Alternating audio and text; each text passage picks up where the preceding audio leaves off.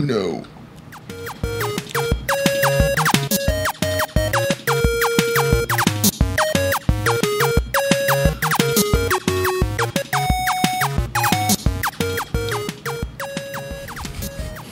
Hey everybody, welcome to episode number 163 of the Bytes podcast. I'm Ramon Mejia. That's a lot. I'm Edgardo Acosta. It sure is, buddy. And every single podcast we bring you the roundup of the week's best geek and tech news. We discuss that news and of course anything else we happen to be interested in this week. And in this week, Geek News, we're talking about some great stuff. We're going to be talking about Star Trek Wars, walking and being renewed, Dora the Explorer, Mary Poppins, Batwoman, the movie trailer showdown, and much more. Absolutely, folks. Of course, before we begin, we're going to go into our section of Geek News. There we go. Still such an old logo. I feel like we could Pick it up, they spruce it up. I feel like we can afford better now. Like we have Patreon supporters. Like we can probably pay somebody to make that like a better picture. Yeah. But our first story in Geek News is going to be about the Star Trek franchise. The title of the show, unfortunately, it may be disappearing, which is surprising to everybody. This is more of a recent story, but Chris Pine and Chris Hemsworth are apparently not going to be in the next Star Trek movie, Star Trek 4. And again, this is that reboot version of Star Trek. But they were both slated contractually to be in the latest film, but apparently the two actors and the companies making the new installment, Paramount Pictures and Skydance Media, negotiations have fallen apart because, and again, this is a little more speculative, he said, she said kind of stuff. But the two were supposed to be in this film. It was supposed to be Captain Kirk, played by Chris Pine, he's had that role for a while now. But Chris Hemsworth was supposed to be his father, and it's supposed to be like this time travel episode of the movie where he goes back in time, sees his father, that kind of thing. But unfortunately, apparently the companies aren't willing to invest what they promised the actors they were going to say.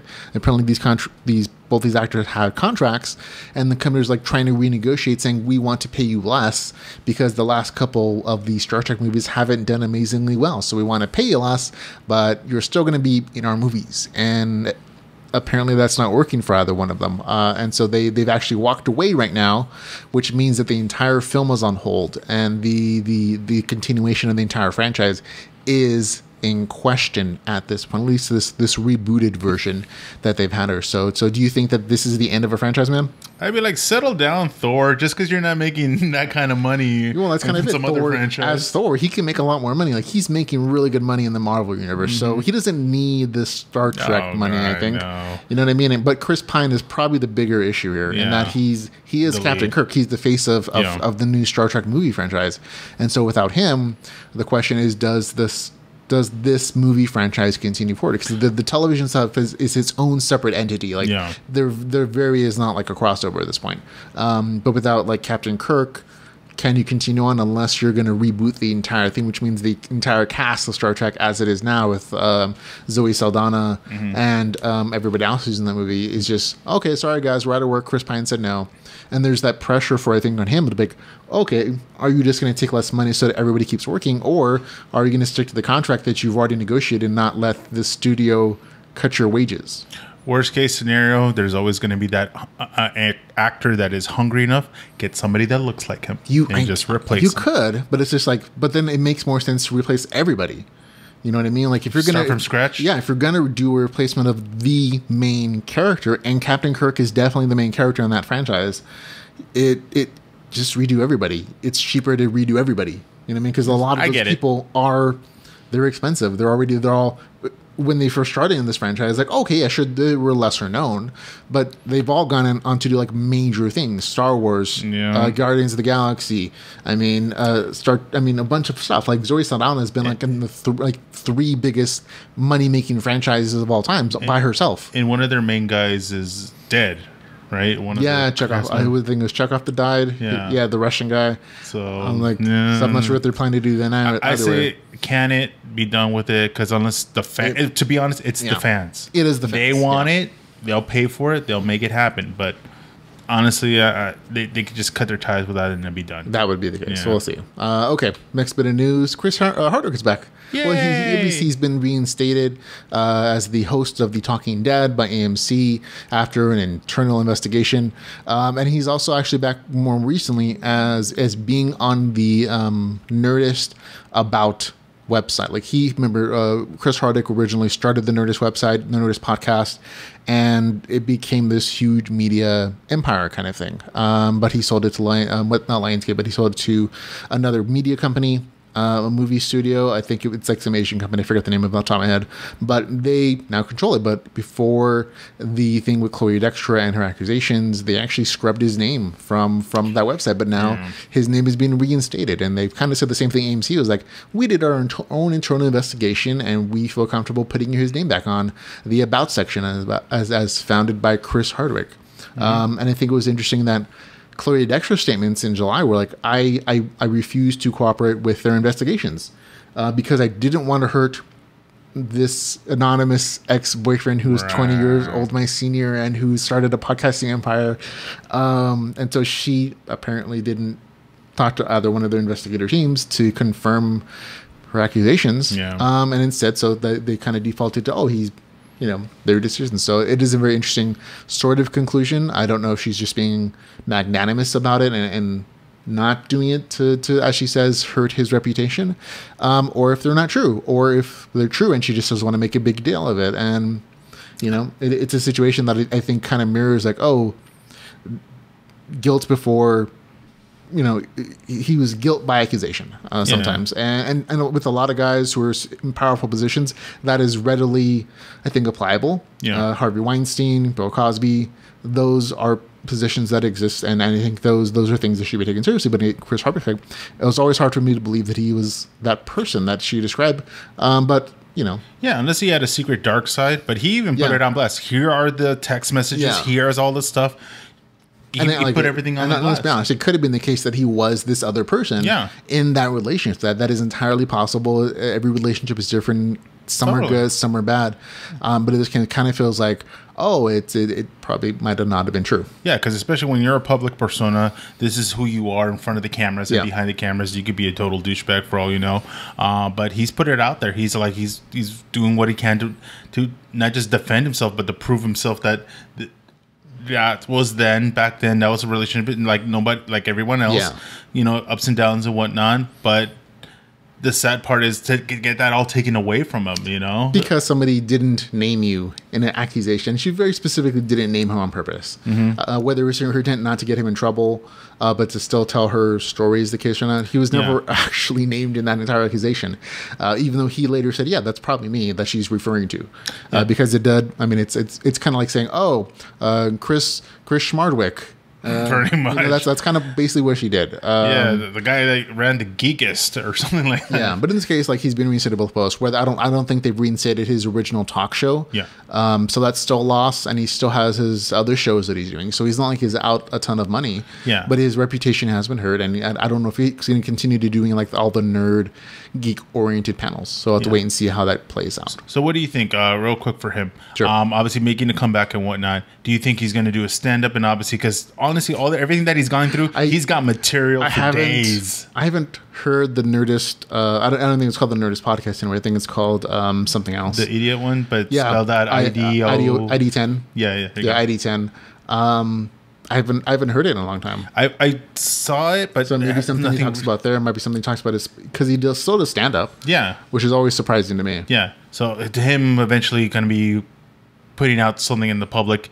To say, hey, man. Well, that's just how comedians cope. Like they cope through their comedy, and that's part of what brings that connection to people. It's like, we all go through these terrible things or these things that affect us, and comedians survive by making light of it, making other people laugh about it. So. I just don't think obviously he's not going to talk like hateful. No, he's never been hateful to any but of his ex-girlfriends. Like I've heard him talk on the Nerdist before about his ex-girlfriends, relationships, and they've always, even like if they have an underwear or someone is cheated. He's never said negative things about anybody, whether that's just consideration or it's just like that's been very professional. It's not professional. That's like we'll see. But like I said, it's a thing that seems to have at least died down for Emily, so that's always good. Okay, next story. We got our first look at Mary Poppins on the set. It actually looks pretty good. Reminds me very much of like the older Mary Poppins background setting in England, gaslit and lamps. She looks like a British Agent Carter. Because of the color. I think it's the color scheme, the red and the red and the blue. Yeah. I think I see where you're going. They just flipped it. Instead of a red hat, it's a blue hat with a red dress instead of a blue. Maybe, but it's also like sort of the same time period, isn't it? Like older English. Yeah. So it looks like a nice picture. It looks like they're having a good time. So was it new songs or is this a? They're going to do new songs. This is an entirely new concept and production. Like the original writer of the Mary Poppins stories has a bunch of novels. Oh, a bunch of things in the series. You know what I mean? So getting material for this was never an issue. It's just like, oh, can we make this a viable concept after such a great classic, iconic Mary Poppins? You know what I mean? I don't remember. Is there or is there not a Bert in this one? I don't think there's a Bert. I think the male lead is going to be a gaslighter. So this is kind of the Bert song where instead of her being chin chimney chimney on those chips, it's the gaslighter thing. Something about it be super original, but it looks like they're having a good time. I actually think I'll watch this. Check it out. I'll watch it. And if I'm right, I'm not 100% sure. Is this the Tim Burton one? Mary Poppins? No, I don't think so. This definitely doesn't have a Tim Burton look to it. Because Tim Burton was doing Dumbo. He's doing Dumbo, correct. And we saw the trailer. We saw the trailer for that, yeah. It looks decent. Yeah. Okay. We also get our first look at Dora the Explorer. So this is real. This is a real thing. Is real. This is not made up. I mean, it's not just the what is it called? The college humor version of this. I swear, I thought it was like a Pornhub thing. I'm like, no. It's going to go horribly. It's a whole full-on actual Dora the Explorer live action thing. And this is the actress that's going to be there. She's 16 years old. Wow. She's going to have a pet monkey, and she's going to go visit her cousin Diego. I'm like, that's a different Dora the Explorer. It so feels like it's the Funny or Die comedy sketch thing. But and it's supposed to be an action movie too. Like it really is. Oh my God. It's totally like that trailer. It's very like art imitating, humor or whatever it is. Life imitating art, imitating in this cartoon. case, it would be movies imitating humor. But I like that trailer. I really did. I like the college humor version of this. Yeah, it was really well done. If you're going to take inspiration from something, the monkey, go with it. Do with it. I think it's funny. I think So is this? I probably won't watch it. Kids or families? I don't know. Or is it going to go dark? Really, I don't know. Titty going to pop out? She's 16. I don't think that's going to be the case. Yeah, she's not an adult. Just cleavage, I guess. I don't know, man. I'm not sure, but I'm curious. This is the first look, and that's all we can really say as a factual influence. We don't have information on the cast or the plot. I got a feeling grown-up girls are going to, like the way they sexified everything, they're going to do a sexy Dora the Explorer. At some point, maybe she'll turn into the new super spy. But I think this is going to this feels more like the Mary-Kate Ashley Olsen version of like an adventure, where it's just Dora the Explorer going and doing things. Maybe she's going to solve a mystery. But she's 16, and so it's more than just like the child. It's like, oh, can you find Scratcher or whatever his name was? Swiper, yeah. Swiper, no swipies. We never will wait and see. But that's how she actually looks. And she got it down. She literally has the backpack. There's the costume. There's the backpack, and it's the hair. It really is this weird mix between like, oh, she's a little sexier than I ever imagined Dora the Explorer. Yeah, but she's grown-ups. But she also has all those childish.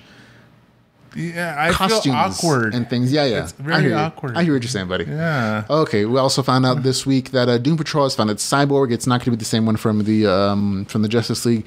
It's said to be Jovian Wade from the first Purge, a movie I haven't seen. It's set to play Victor Stone, aka Cyborg, in the DC Universe live-action Doom Patrol, the follow-up to Titans. So there you go. So I saw. It took me forever, but I finally got to saw Justice League. You saw it, yeah. Yeah. It's been on streaming for a while now. Yeah, but very funky flick. That's one way to put it. It's funnier than Batman vs Superman. That's for sure. That's true. It's much lighter, and I think it benefits from that. But it is not as light. It's not as interesting as any of the Marvel stuff. Yeah. Have you seen? And I wish I don't think I tagged you in, but I should have tagged you in the Warner Brothers World in Dubai. It's pretty much like their theme park or whatnot, but it's all Warner Brothers related. But they have like all this DC comic kind of stuff. They even got a cyborg and all that walking around and everything. No, I know they have that in Florida for the Universal Studios kind of thing, including the superhero, like whole superhero island of like Spider-Man and the Universal and these guys. But nope, I haven't heard about the Dubai one. If you ever get a chance, check it out because they have Gotham City. I would love to go to Dubai and check it out. Because the funny Do you know part, where Dubai is? Yes. Just making sure. Well, that's the funny part about that is it's all enclosed. Because obviously being out where it is, you think it'd be out and open. No, it's it's a desert. Oh yeah, well that's why it's all enclosed because I don't know how you Dubai's a pull rich off. kind of. It's like you're either super rich or you're probably poor. Yeah, it's a very stratified. Yeah, kind of. That's why I wondered if they had to lighten the skin of their locals to obtain that roles, or since they're super rich, get people from other. They'll import people. Yep. Yeah, no, they're absolutely known for importing talent and things because like when they're super rich people in power, and so they can kind of do what they want. Yeah, create your own theme park, I guess. Yeah, essentially for rich people. Yeah. Okay. In other news, we have the Silver and Black movie that we were talking about before with it was Black Cat and Silver Sable. They're splitting those movies, apparently. So they're not going to have one movie anymore. They're going to have two movies, which each one of them, the way they justify is saying, oh, Black Cat is enough for her own character, the great backstory, and a canon material to draw from to justify her own film. And I'm like, does she really? She kind of just has like a small origin story, and she's like Spider-Man's side chick. It's pretty much more of a love interest thing about her getting her powers and abilities. Yes, she does have her own rich history of comic series. She had her own comic line. But as far as like being an interesting character, I'm like, really? Maybe. We'll have to wait and see. But like the other character, Silver Sable, less so. Like it really is like she's less well known. She's part of a team. That's it. So I'm like, there you go. But this to me seems like they're hedging their bets, saying, "Oh, we're going to give them origin stories, and then they're going to do maybe a combo if their movies are successful." And I feel like these movies are going to go away at some point. Now, there's better. No offense to these ladies here, even as fictional as they are better female characters out there that have a storyline. Heck, they even have one that they've done multiple. She's been in multiple Marvel movies, but she still yet has her own. Black Widow. Okay, yeah. I think, they did a Black Widow movie. It just wasn't called Black Widow. It was called Red Sparrow. That's true. So there you go. That's what it was. Yeah. Okay, next we have Harley Quinn and Poison Ivy. They're married, apparently. Yay! Yeah, well, at least in one comic book universe. Apparently, in issue number 70 of Injustice 2, it was revealed in a kind of flashback moment that Harley Quinn and Poison Ivy are married. It was actually revealed in another marriage scene between Orca and Killer Croc getting married. The villains, right? And Poison Ivy basically recalling that story about her and Harley in Las Vegas and an Elvis impersonator when she married Harley Quinn. So it's kind of a side story, but yeah, it kind of confirms that, yeah, they're in a relationship in this alternate universe and they got married. And also it doesn't end well because they're on the different sides of the hero versus villain things in the Injustice universe, where Harley Quinn is the good guy, Poison Ivy is the bad guy. So it's like your marriage partners really get to fight it out in that particular video game, which turned into a comic book series. But even in like the other universes, I think Harley Quinn and Poison Ivy are in an open relationship, apparently. In the mainstream universe, the two entered into an open relationship in 2014, and they're always a popular pairing when they first started teaming up in Batman the Animated Series. So, yeah, they always were gal pals, and their just relationship evolved. Yeah, and that's fine. Yeah, I don't think anybody's super surprised, but marriage officially in an alternate universe. Yeah, because they're supposedly, I don't know if they'll have any connection to it, but with the whole Gotham City Sirens, they're obviously in their little. Well, that's where they're going to be. I think they're going to be introduced at that point as far as like major characters. Harley Quinn already has her character, but Poison Ivy hasn't really had a good origin story in the movies at all. She kind of had one in Batman Forever. One? Yeah, Batman Forever, I think it was. Yeah, not amazing. So she's a really good character, though. She's been awesome. But she can be fun, depending on how she's played. Yeah. Let's see. Another news we have. Oh, the Brady Bunch house got bought. Originally, it was supposed to go to Lance Bass, but apparently somebody else outbid him. HGTV has swooped in and purchased the house. Apparently, they're going to make a part of a whole television and house improvement special, which is very much in their wheelhouse. So maybe it's going to be brother versus brother, or one of the other people. They're going to get a whole like special series of like, let's make this the Brady Bunch house special, and it's going to be a whole thing. You already know what's going to happen, right? No, what's going to happen? Of course, they're going to get Lance Bass. That was the thing. They're trying to get him involved with it because obviously, well, no, he planned to purchase the house originally. Exactly. Yeah. But they're going to kind of get him, and what's going to happen? They're going to get whoever's still alive of the Brady cast to come in to help renovate whatever. Like, oh, do you remember this? Yeah, this was my old room. The kind of a joke about this house, I don't think this is actually the interior of the house. This is just the exterior version. Yeah, no, that was the part of the joke, though, because if you ever watched the Brady Bunch, it was set up as it to be in a two-story house, but it's really this just is very clearly a one-story house, unless like this bottom section up here is the second story, which I guess it could be. Or they dug into the semi, what do you call it? Like someone basement. Like this. Oh, Michelle Armstrong. Hey, Michelle. Hey, Michelle. We got to fight people who are watching. Love you. Yep. But yeah, digging into the basement-ish kind of thing, because I think that in the series, I think that had a basement and an attic too. Yeah, it was a very big studio house. What I really want to see, because from what I remember of the Brady house, is their backyard. They're very set-made backyard with the AstroTurf kind of thing. You ever watched the Brady Bunch movies? Yeah, those are good. Like the spoof movies were very entertaining. Yes. And especially since they got the original cast. Yes. At least a few of them to come back. So, like, nice stuff there. I don't doubt that they can get some of the original cast who are still alive still to at least make special guest appearances or just, like guest judge episodes where they're like judging what they've done as far as like redoing the house to make it look like the thing.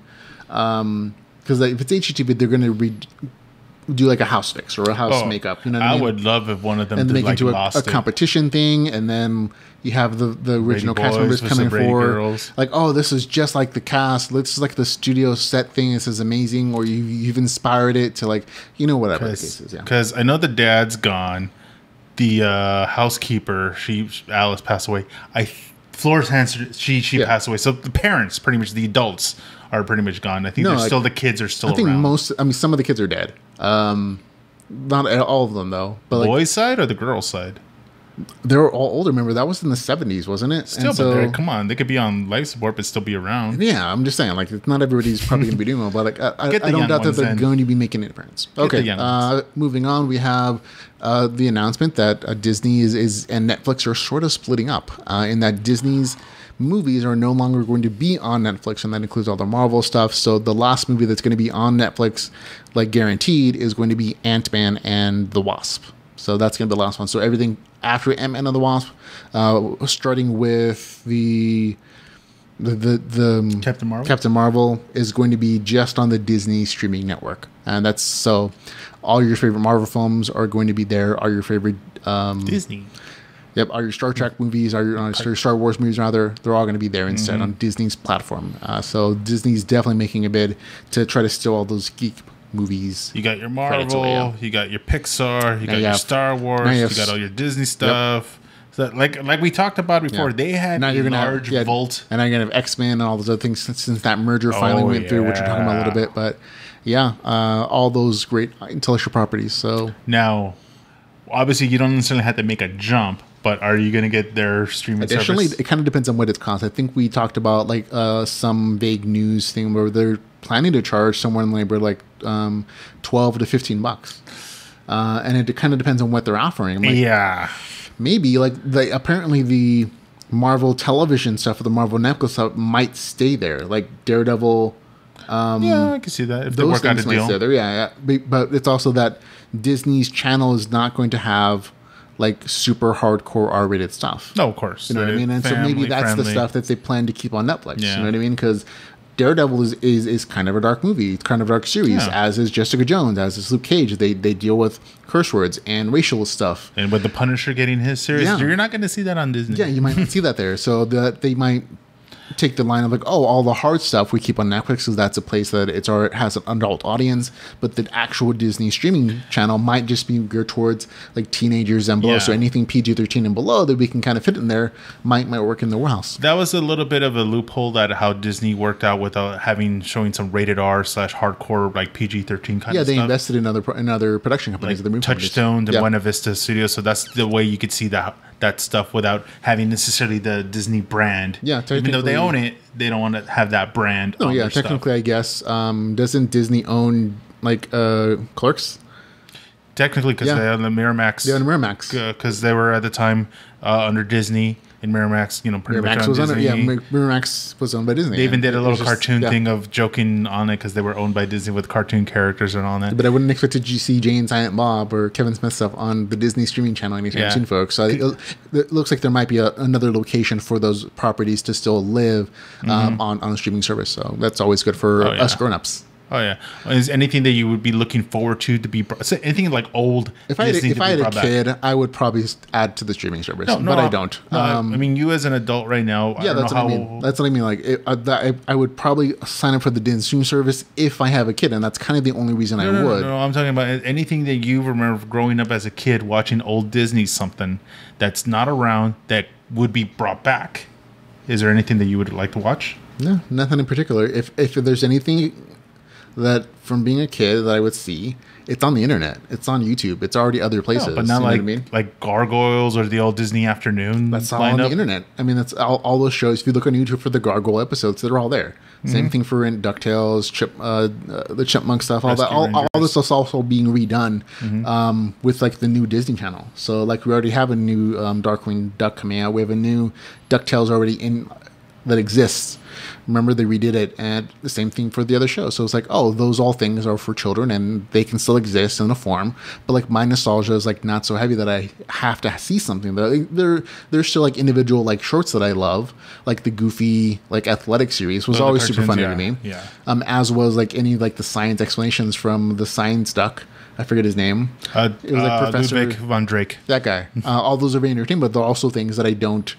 They're on the internet. They're on YouTube. Like all this stuff exists in the universe, and so there's nothing that is so catching that I would pay another $15 a month for it. Even with these Marvel films, they're also going to be available to rent. Yeah. You know what I mean? So there's nothing there that I have to have necessarily. But I said, if I had a kid, different story. Just these are good, wholesome things that I'm not going to have to worry about them watching. But I don't. So that's even the old Donald Duck Nazi propaganda movie on YouTube. All there. Okay. In other entertainment news, we have Harry Potter is coming back to theaters. The entire movie franchise from August the 31st to September the 6th, and on Cinemark XD, the version of IMAX. They're going to be running a Harry Potter marathon in anticipation for the upcoming new Harry Potter-ish movies. It's going to be apparently $5 per film, $45 to see them all. And in addition to that, you can buy collectible keychains, festive badges, whole things. So there you go. It's a thing that's going to come out. So if you're a Harry Potter fanatic, a Potterphile, you can go back to theaters and see them all as adults. They better modify those seats to be toilets. Like, you got to raise the thing because I don't know who could actually sit there that long. Well, no, how many? It's basically like one movie a day. How much popcorn? From the 31st to the 6th of September. Oh, you got to that time. I thought it was like a binge marathon. No. I think it's going to be like they're going to be in these theaters during these time frames. So you can watch them, I guess, all in a row for you to want to. But there might be some special, but they're going to be from the 31st of August to September the 6th. They're going to be in this particular franchise to watch. Yeah, because I heard they're doing the same thing with Marvel. They're doing like since it's coming up for the 10-year anniversary. Everybody's trying to recycle films so that you watch them again in the theater. Yeah. And again, some of them honestly are worth it. Like, I've seen a lot of older films in the theater and they were better. I loved what was it called? Something Like It Hot, the one with Marilyn Monroe. Oh yeah. And the drag queens. Yeah, that one. And it's like that was a much better film on the big screen. It was just like, seeing it on my television is great, but I wasn't around when it first came out, so seeing it on the big screen is an event, and there are plenty of kids I think who have never seen Harry Potter in the theater because they just didn't exist. They were they were hanging out in their daddy's balls. Yeah, twinkle in their eyes. Yeah. So that might be a thing to take your kids to. Even though I think it's more for adults. Oh, totally, especially for the nostalgia version. Would you see Harry Potter in a marathon this way? If it was like definitely an event, make it fun, everybody dress up, that kind of like cosplay it up, I probably would. Like the Marvel one, I totally would. But the thing is, especially if you were to binge it in marathon style, I don't know how they could do it. Because I remember when they did it for the Avengers. And then they redo them, and those marathons just get longer and longer and longer. Yeah. The cool thing about it for like Disney, obviously, because they had the money. If you did the marathon thing for the Avengers when that came out, they, of course, show all the movies leading up to it. They give you this big-ass medal for it. And I'm like, and for collectors, it's actually really nice to have. If you're a collector, you love that kind of stuff. Yeah. But it definitely is for the super fans. Yeah, the one movie that is bringing out, because I do like the concept when they bring up old movies. They are going to have a one night special for I think it's a certain anniversary special for Transformers, the animated one. And part of me wants to watch it, even though I've seen it already. Yeah. It's obviously dated. The nostalgia reason. That's what it comes out of, yeah, nostalgia. That's about. Nostalgia is a nice franchise to have nowadays. How to cash in on that. Okay, let's see. Another movie news. We have we recently learned that the Disney has finally bought out Fox and Marvel, and so they own all these properties now. So Disney now owns all those original Marvel properties back in one wheelhouse, which includes the X-Men, Fantastic Four, and a bunch of other stuff. And recently, during the third quarter of the financial reporting, Disney CEO Bob Iger confirmed their plans to continue developing those properties for the Avengers, for Marvel, X-Men, Fantastic Four, Deadpool, Kingsman, and Planet of the Apes, and a bunch of other stuff that they have the rights to now that they own Fox. Although Fox is keeping some of their television intellectual properties themselves. I'm not 100% sure on all the details. Do they or do they not, Disney-wise? Do they or do they not own The Simpsons? That was the question. I knew you were going to ask. I don't have an answer for you, though. We can look it up. Does Disney own The Simpsons? Yeah, there you go. Come on, Google. Answer these questions for us. What is that? Yep. The answer is yes. That was kind of even a joke, because that was the thing with The Simpsons, because they kind of pretty much predict the future in their series. They even did an episode where it was 20th Century Fox, owned by Disney, copyright Disney. It's just one of the things, like, there's some things that Disney or Fox is going to get a hold of, and not other things. So we'll have to, they're going to let them do their thing. If now, my question for you is, do you think they're going to keep the current cast of X-Men and and the Deadpool and the Kingsman? Well, I don't know if we're going to talk about it or not, but are we going to talk about the Dark Phoenix? Oh, that well, it's kind of a non-story anymore, because it was originally reported that the Dark Phoenix was going to go through 3 months of reshoots, and then it was later clarified that it's 2.5 weeks. Not 3 months. Okay. Which is like very much a different story. Yeah. 3 months says like, oh, they have no faith in this film. Something went really wrong. Shit can't because it took 4 months to film it originally. Yeah. But 2.5 weeks, like, oh, that's reasonable. That's a couple scenes that something didn't work out, or they want to go in a different story direction, and they need to take additional footage. Hopefully, that's their last hurrah and be done with the X-Men series. Because maybe I don't mind, because this whole group of X-Men is young. Like they're basically the young kids. Mm-hmm. They're coming into the 80s, which would definitely fit into like the original animated series kind of concept, but also all these kids are growing up to be grown-ups, like the X-Men Cyclops and the X-Men Jean Grey. Well, they're in their 20s, like in real life, so showing them as like more adultish isn't hard. So they all have the opportunity to carry that franchise into decades worth of story material. It's just that the older characters, they're dying off, and Patrick Stewart can't be Xavier anymore. But he could be. We'll talk about it later. He could sort of be. We have that in the thing. But yeah, so I would understand if they just wanted to do a clean slate and just like reconnect like a whole new X-Men franchise into the Avengers, into Spider-Man, and all that good stuff. That would make total sense to me. At the same time, you already have an existing cast of people that, movies that you have there. So finish those off if you're not, or continue on, because those characters aren't necessarily horrible. Like the only X-Men movie that's kind of tanked recently is the Apocalypse one. All the other ones have done really well. Like people have enjoyed those films. Like they're a little more, again, nostalgia based, because they're hitting the 1950s and the 1970s. So we'll have to wait, because this one is definitely hitting the 80s in the next one. You know what I mean? So we'll have to wait and see. Because they definitely got a ridiculous amount of storylines to do. And, of course, they will probably be up there in our ages. But they'll eventually make an X-Men versus Avengers. Yeah. And it'll probably be a whole new crop of everybody. Perfectly fine. Exactly. It works out fine. So it's just a matter of who they're going to have at that time to set it up. Okay. In other news, we have Batwoman. Remember, the CW is developing its independent Batwoman movie or television series, and they finally cast Batwoman. It's going to be Ruby Rose. You might have recognized her from Orange is the New Black. I think is the latest thing that she's been in. But she's a very hardcore, tattooed kind of girl. Yeah. Like she has a ton of tattoos. I don't know how tall she is, though, but she looked like a smaller lady. Because I did watch the Orange is the New Black, and if it's who I remember, she's not that big of a girl. She doesn't seem... She's not like super bulky or athletic, but that's all stuff you can like work out with. Bodysuits. Well, you don't have to do bodysuits. Like, you can just exercise and work out. Like guys have done it and women have done it. Gal Gadot does it. And that you work out for the part. Yeah. But she's super excited apparently. And I don't see like it being a horrible thing necessarily. I have to wait and see how the actual script comes out. But this is definitely the backdoor into the actual Batman universe. I don't remember in the comics because I think I seen her in the Blood Moon or Blood whatever anime series. Red hair, wig, or natural? I'm pretty sure it's natural.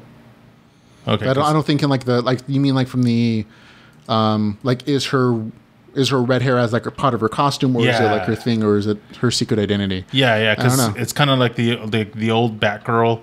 Obviously, she had like a brunette hair, but I think she had like a red hair wig, if I'm right.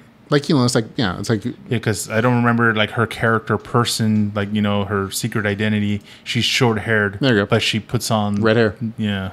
Extensions, apparently. Maybe.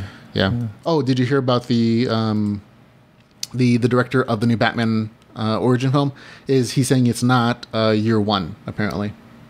So he's kind of like gone out of his way to say, oh, this isn't the year one story necessarily. So, okay. I was wondering where you're going. So people are speculating that it might be Batman Beyond because Ben Affleck is still tied to it as a producer, but he's not Batman necessarily. Oh, so they might think it's the the McGinnis old Batman story where he's playing old man Batman, and Steve McGinnis is going to be, I think it's the name, is going to be young Batman. So it might be the Batman Beyond kind of thing. Terry McGinnis. Yeah, that's what it is. Terry McGinnis, who's spoilers, clone of Batman. Yeah, the part of it is, especially if you watch the old Justice League and all that, that's how you get the whole storyline. But a lot of fans would love to see if they went with the Batman Beyond is having Michael Keaton play old Batman. He's literally old Batman. That would work as well. Even like aging, as far as like being an aged man. Yeah, that would absolutely work. That would be fun too. But again, he's still attached. Ben Affleck is still attached to that movie in some way, shape, or form. Yeah. Even if he's not going to be, it might just be like a pity credit. Oh, you're a producer now. Look, it's in the credits. We're not paying you, but you have the cred. So there you go. That is another. That's completely rumory, folks. Though that no evidence to that at all whatsoever. He's still going to make those. The director has very much been like very mum about the storyline. He asked for the story though. Okay, but in other confirmed news, apparently Warner Brothers and DC are developing full feature film based around Supergirl. So there you go. So we have Superman movies, we have a Supergirl television show, and they're making a Supergirl movie apparently. Now whether or not it's going to, I don't think it's going to tie into the Supergirl television show. No, they've been doing like we talked about, separating the film universe TV from the television and television universe. But you're going to get a new Supergirl, so that's a thing.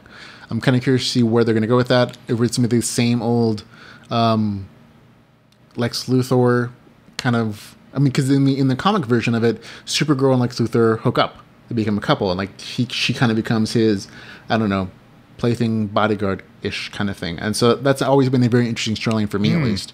Like Hansley Moo. Didn't know that. Hey, Hans. Hey, Hans.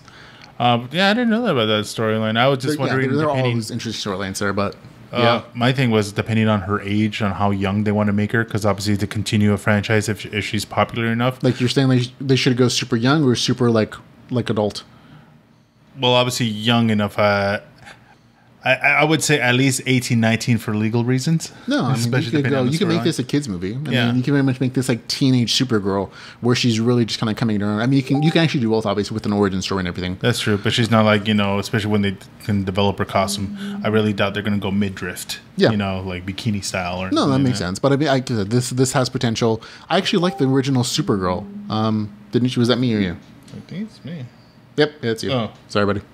No, but yeah. So like all kinds of strayaways, but I like the original Supergirl movie.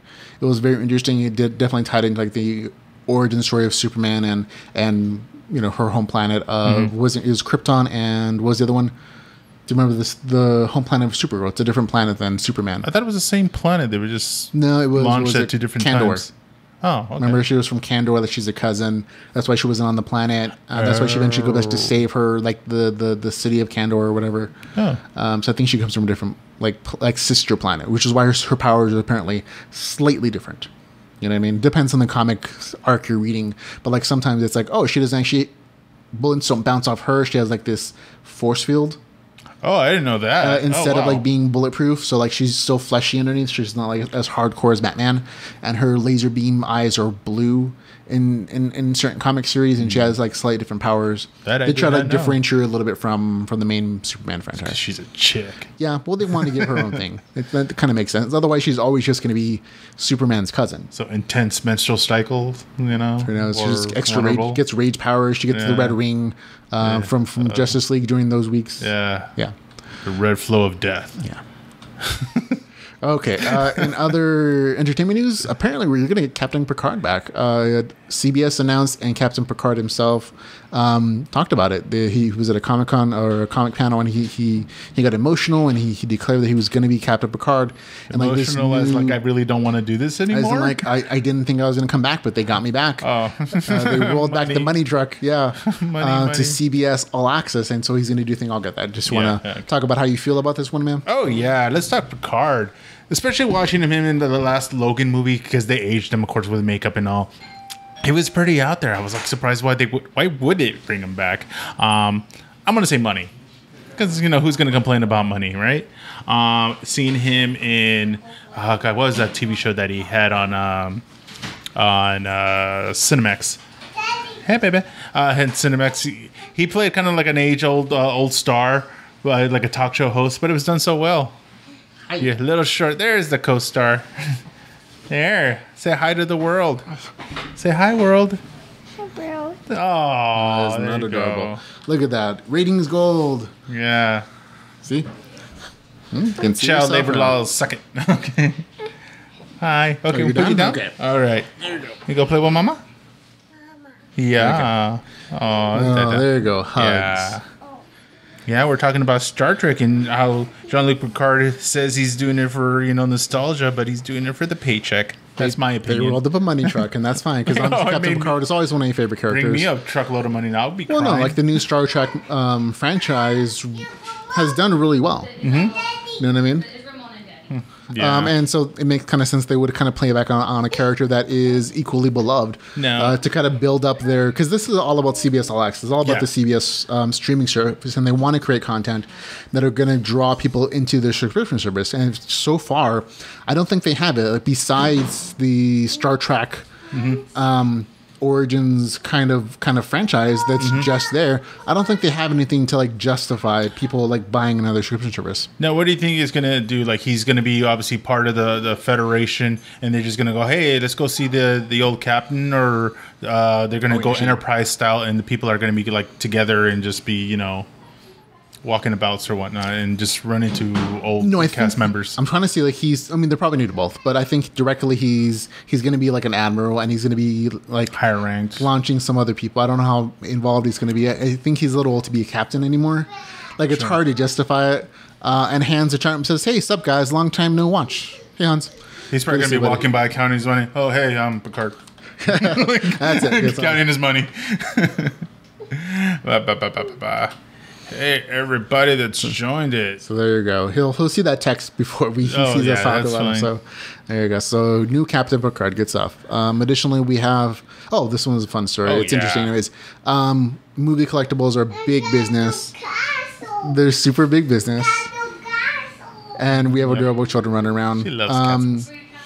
Apparently, Harrison Ford's Han Solo's jacket is going up for auction. And it's expected to bring in $1.3 million, folks. Now, which version? Which jacket? We're talking Empire. We're talking the one from the exact one in this photo.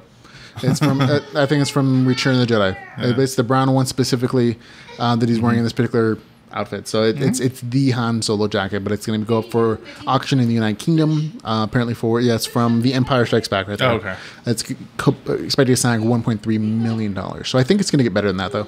Yeah, there was also auctioning off his hat and whip from the Indiana Jones thing. So all these auctions are always great if you especially are a hardcore, and we talked about it, like if you could have any kind of movie prop memorabilia, what would you want? The Batmobile. You want the specific Batmobile? 1989. Tim Burton one? Yeah, Tim Burton. Tim Burton Batmobile. With me, I don't know. I mean, who doesn't want a car like shoots out flames out of the back? Yeah, I want the trench coat from the Crow that Brandon Lee wore. Yeah. But if anything, if you guys don't happen to have $1.3 million, they do have replicas. So, there's always that. You can buy the toy version. That's probably more affordable. Yeah. There you go. Or the action figure. Yeah. Okay, in other movie news, we apparently have confirmation that Sony is developing a Kraven the Hunter movie. So, in addition to Spider-Man and Venom that we have going out right now, we actually have a confirmation they are making the Kraven the Hunter movie. So, that's kind of be curious whether it's going to cross between Spider-Man or Venom. What do you think?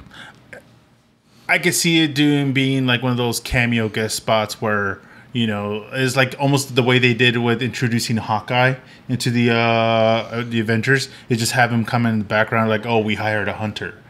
He goes by the name Kraven. Oh, that'd be great. Yeah, that really will. Like at the end of Venom, It'd be like that. That'd be perfect. Like, we know a guy. Yeah, he's a hunter of all things, and that'd be really good. Good job, man. I don't think they're going to do it because it's a different development cycle. Penny, give me that money if you guys use it. That is good though. But yeah, this is the way to do it because to him having his own movie, cool and all. Yeah. But especially if it's a Spider-Man, you wanted to connect to Spider-Man some kind of way. I mean, the other franchises aren't really doing. Venom isn't planning to. Yeah. Although, I mean, they technically say they can introduce him, but they want it to be viably separate. Yeah. You know what I mean? They don't want it to attach to a specific Spider-Man actor because they keep rebooting these things. Yeah, I'm not 100% sure. I think they almost got all. Mm-hmm. I think they got almost all the characters of the.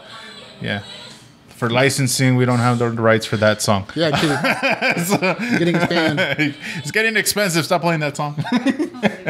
No, but I think they haven't got every single Sinister Six character. I think the only one that's kind of missing that I think they're going to do in the next Spider-Man movie is Mysterio.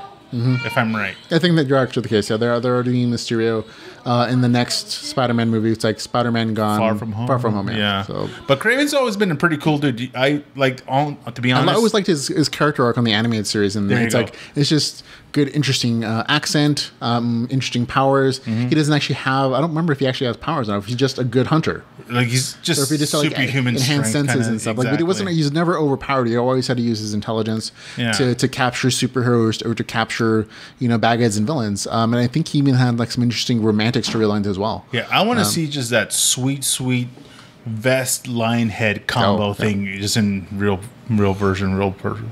So good stuff. Okay, we also have one slightly older story. We had our first picture of the female cast members for the. Those are all girls? Unnamed Terminator film. Yep, they're all girls. Even the middle one? Middle one especially. We have Natalie Reyes on the left, Birds of Passage, Mackenzie Davis in the middle, Blade Runner 2049. Have you seen that movie? Which one? Blade Runner 2049. No. I saw it recently. I'm like, oh, it's not as bad as the original Blade Runner, which I think put us both to sleep. I like it, don't get me wrong, folks, but rewatching it, I'm like, oh, this is really slow. And the new one was kind of slow, too. It's like I think it's almost a 4-hour movie. Mm-hmm. And it's very cinematic, very pretty, but I feel like you could cut out a lot of those cinematic scenes and it'd be like a good tight 90 minutes. But regardless of that, she's in that movie as like I think it's the AI character, or no, she's the hooker, robot hooker. But yeah, she's a lady. That's a girl. It's a girl. I swear and I believe she's supposed to be a robot as well. If you look at the cuts on her body, I think she's going to be like. I thought it was the pectoral muscle thing. Or no, you see these lines going up and down. It's very uniform. Here. Almost kind of goes to the Shellish. Yeah, a little bit. And I think she's supposed to be the new good Terminator. Honestly, because remember the guy from Marvel's Agents of S.H.I.E.L.D.? Mm-hmm.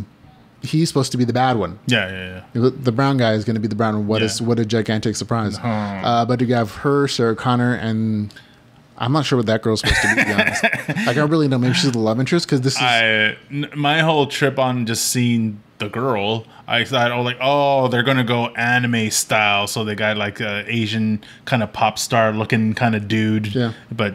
it's a girl. Yeah, it's a girl. And like I said, I think she's just going to be she's the good cyborg this time, and with the Asian pop star look. It's just short hair, man. It's a pixie cut. Better do some dance moves to go with it. She could. I think all those things are going to open, and she's going to have like machinery in there, and J-pop, or maybe she's like a person with like mechanical parts in her. Like she's essentially the reverse. A little person's in there. No, I think she also might be the reverse of the Terminator, in that she's a regular person with mechanical parts in her. No, an android is differently. She's a cyborg basically, but she's not the Terminator, who's essentially covered in human skin, but he's a machine in his mind and RoboCop. Right. So kind of RoboCop-ish, except the stuff's inside. That might be the way they're going. Yeah. That's well. Could be. That's one franchise I'm surprised they haven't crossed over. They've done it in the comics. What's that? But haven't done it in the movies. I think they've done it in the video game. RoboCop versus Terminator. Oh yeah, they've done it in the video games. I've seen that before. Okay, we have a couple new trailers for you folks. Movie trailer showdown. In this case, 4 enter, only 1 leaves. We're going to begin with Maniac. Maniac is... Oh, this is coming to Netflix, actually. It's actually very interesting. I should mute that. Otherwise, they'll tag us on YouTube for copyright infringement. But it's a very interesting case. Like, they're manipulating their minds and memories. And almost like this VR mind memory implantation thing. He lost weight again? No, this is why he lost weight. Remember, this was when he... Yeah, this was a couple of years ago. Remember, a couple of years ago, he lost a ton of weight, and people were like, what are you doing? It's like, oh, it's for a film role. And we never saw anything with him skinny in it. Yeah. This is skinny. Jonah Hill for that. And it's very interesting. Like, if you watch a trailer, have you seen the trailer? No, that's why I wasn't sure what was... Because the name... I've heard it before in different movies, so I wasn't sure if it was that same movie. No, it's basically them having their minds altered and manipulated, memories implanted, and going on these virtual escapism things. And things don't go right. Apparently, these two characters, Emma Stone and Jonah Hill, they keep finding each other just despite how many times their minds are wiped or how many places they're implanted. They just keep... So it seems like it's part romance, part cyberpunk, but all very interesting potentiality, because like the settings are all very different. With all that crazy weight loss, he looks like a young, if not son of Ben Stiller. Yeah, like I said, this was probably the lightest we've ever seen him, like, without weight. Yeah. But if you look through the trailer, you'll see like they have like this James Bondish thing here, and they have like this weird sequences, melee, like fantasy stuff going on, like all these different settings. Wow. Are just like, oh, they're all minds implanted, but for some reason their characters keep getting back together. Like there's some literally like Games of Thrones kind of fantasy stuff in there, and it looks really interesting to me, at least. But it's all about like, oh, what is reality, and why does fate keep pulling these two people together despite them having different, like literally being put in different places, like despite how many times they shift them. Now that's part of the premise. Like, oh, how do they keep connecting? Like, why are their minds connected? Love. That's kind of the hope, or maybe they have some intrinsic fate together. Yeah. But it's also, they're part of a science experiment, and so it's very cyberpunk. And we have a question from the chat room. Do we know? Yeah. He actually talked. Hans is honestly one of the few people who chats with us. Hey, I give it up during these things, man. And so it's like always super nice to see him and talk to him in chat. Hans Zimmer says, so are they bringing back James Gunn, or are they going to let Batista quit Guardians? What do you guys think? Short version is, I don't know that they're going to bring James Gunn back. He's in a great position in that he has multiple studios fighting for his attention, so there's really no reason for him to come back necessarily. Batista is going to continue with it because he's contractually obligated to. He's set in that role, and he has a certain film production, so he's even said, yeah, I'm still going to continue on. It's a contract negotiation thing, but I have to do it, even if it makes me sick, because of how they treated James Gunn.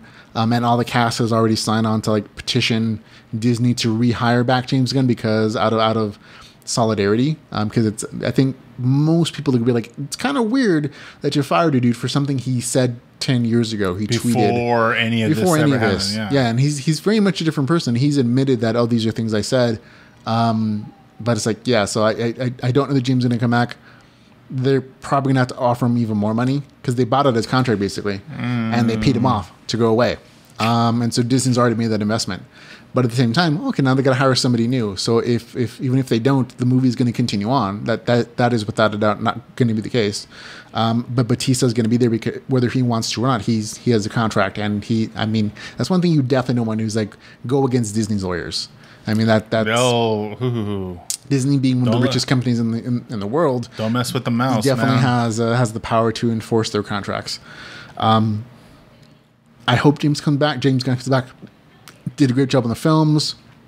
To make everybody else's support, but at the same time, I'm not super invested in it. You know what I mean?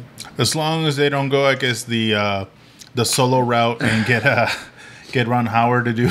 I wouldn't mind if Ron Howard did it. Ron Howard doing a Guardians movie? He can be funny. Can he? Yeah. What was the last funny thing he did? Didn't he direct? Forrest Gump. That was him? I think it was. That was comedy?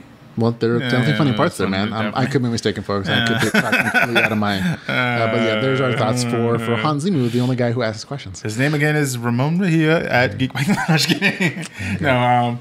No, our next trailer is going to be Slaughterhouse Rules. This is one... I mean, the reason I even looked at it is because of some of this guy here. The names? Yeah. Simon Pegg. There you go. And Nick Frost are both in this film. They're not the main characters. It's mostly by the kids. But you have them there, which is kind of the only reason I'm probably going to watch this. Because it looks like it's like this Harry Potter-ish kind of private school academy. Mm-hmm.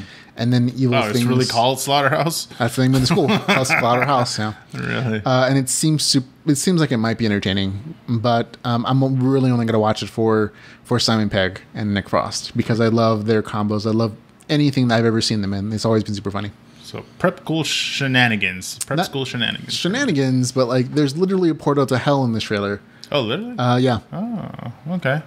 Yeah, like you'll see it later. Like it's gonna appear in October.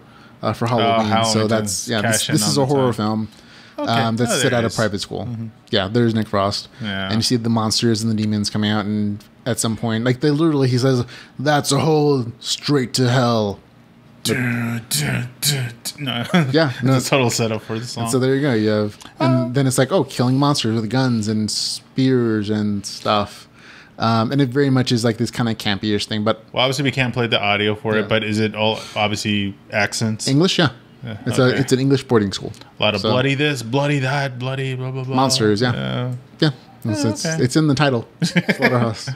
So there you go. So that's one, and then we have Red Dead Redemption 2. Even though this isn't really a trailer as much as it is gameplay footage, but for the quality that I still thought it was really nice. Oh my gosh! I thought it was quite nice looking. That's another way I watched the puppet one, but. Red Dead Redemption. Happy Time Murder or something. Yeah, it looks entertaining to me. I like puppets. I think they're funny and interesting. You watch Greg the Bunny? My wife is definitely not. She absolutely hates puppets. Seriously? Yeah, she does. Like as in fear? As in like she finds them to be annoyingly stupid and like unwatchable. Really? It's a thing. You know those. Some she was in a Sesame Street. Some people have things. No, she hates all puppets. She really does. So I'm like, it's fine. I thought it was a fear thing. It's nothing to like leave her for. But Red Dead Redemption looks awesome. Yeah, Red Dead Redemption is here. It looks, like I said, it really does look good. Like I'm super impressed by the high quality images. It kind of has the Witcher 3 vibe, of that open world feeling, except you got guns now and murdering people. So we'll kind of see how it goes because this is from the same company that does Rockstar Games. Yeah, that's Grand Theft Auto. Yeah, so they have experience doing things and making them. But this is definitely a from that particular look and feel. It has its own, and it's fun. See everyone else that makes video games. It doesn't matter how good your system is. Visually, it could look impressive and all that, but it's all about the gameplay. Yes, make the games fun. Absolutely. And so there's plenty of footage. So go check it out. Good storylines. No, I wonder. You get to see combat in a variety of senses, upgrade stuff. So they're definitely going with like the RPG-ish kind of incorporation of like upgrade mechanics. So do you think it's going to go the route of the Rockstar, the Grand Theft Auto, and have like a whole online universe as well? I hope not, but I wouldn't put it past them. I mean, it just money wherever it goes. True. And last but not least, we have the Venom trailer. This is slightly older. We haven't been here in a while. With more stuff to it. But this definitely has a better look at Venom. And you get to see some of the other villains, I think, towards the end of it. I think it was it Rampage?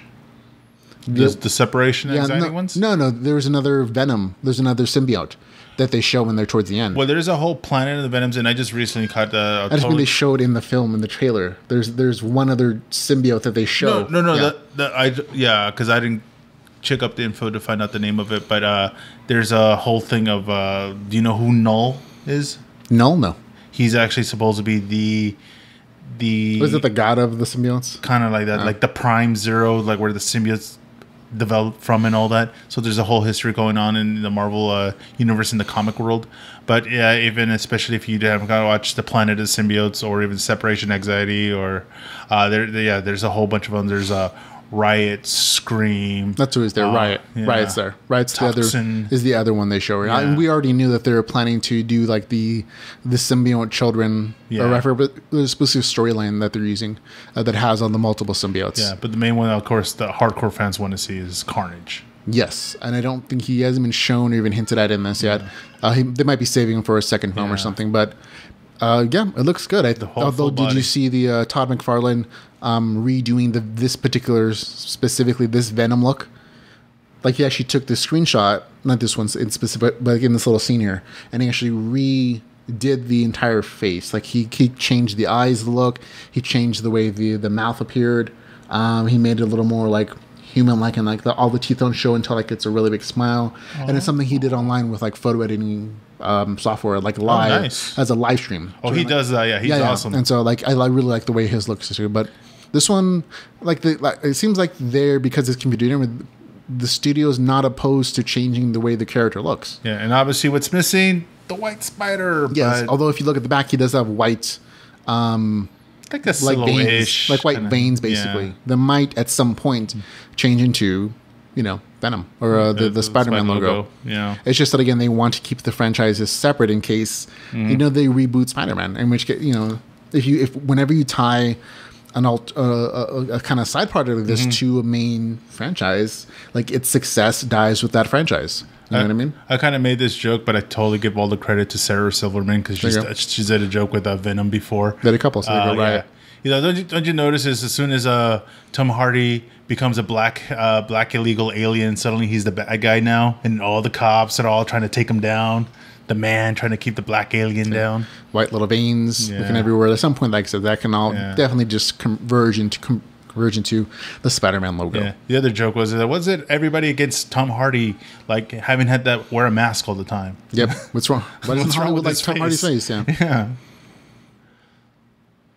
So it also seems kind of weird that we'd show his face to the bad guy. I mean, I guess he eats them, but so that's the thing. Yeah. Does he eat? Like digest and all that? It looked like he just did that in this particular scene. So they don't show it because I think, again, according to speculation, they're going for a PG-13 rating. They're going? I thought they were going to go R. That's what they're saying. Like they want to get PG-13 so that they can get the younger audience. But at the same time, like this seems like it's supposed to be an R movie. Like Venom is the goal. Venom eats people. Yeah. It's not. I mean, you can cut away, but still, like it would be a better movie if you actually let the violence go. Like the people who are going to watch this are grown-ups. They're the one paying for the tickets, not the kids. Kids are fine, and I mean that's long-term speculation. That's why you have Spider-Man, Venom, and some of the other darker characters. Like let them be dark. Let them be like that would be a much better film. Like you could do so much more with an R rating, like story-wise, just like content-wise, just being true to the characters. So I hope they don't get the PG-13. Well, we'll see how it eventually goes, because especially if hopefully it happens during our lifetime, if Disney gets, of course, all the legit rights, especially for Spider-Man, and they get Venom, they got so many storylines to do with just Venom alone, especially with dealing with the whole concept of the symbiotes. Yep, definitely. So that's it. So we got 4 trailers, man. Which one was the favorite for you? To watch Venom, to play Red Dead. Well, there's only one you can play, so I mean that was always going to be the winner in that respect. But you like the Venom trailer the best, then? Yeah, because I could play Maximum Carnage. Yeah, I kind of liked. Oh, look, there's this Fiona in the background scene. Yeah, there she is. Red Dead Redemption. Red Dead Redemption is actually my favorite. Maniac is fine. Slaughterhouse is fine. I've seen Venom though. This one didn't add a ton besides like the extra symbiotes. So for me, Red Dead Redemption was actually the best trailer, which is why I included it. I liked it the best, better than anything else that came out this week. So there you go, folks. We have 2 winners, Red Dead Redemption and Venom as the trailer. And that's kind of it for the show. So thanks a lot for hanging out with us, ladies and gentlemen. If you want to support us in any way, shape, or form, you can find out all the ways to do so at geekbytespodcast.com/support. There we go, folks. Thanks for hanging out, for listening, for watching, for Geek Bytes Podcast. I'm Ramon Mejia. I'm Edgardo Acosta. And remember, folks, so we can again remember to go geek out about something. Goodbye, everybody. Bye-bye.